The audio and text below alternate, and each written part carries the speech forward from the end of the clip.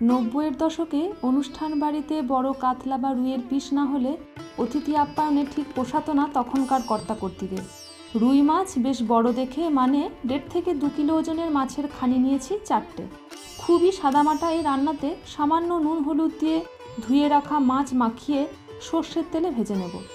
এবারে মাছ ভাজার তেল 1 চা চামচ দিয়ে এর ওপরে 2টো বীজ ছাড়া কাঁচা লঙ্কা, তারপর ধনে গুঁড়ো, গরম মশলা গুঁড়ো ও গোলমরিচ গুঁড়ো দিয়ে নাড়িয়ে চাড়িয়ে ওপরে ময়দা গোলা দুধ ঢেলে দেব।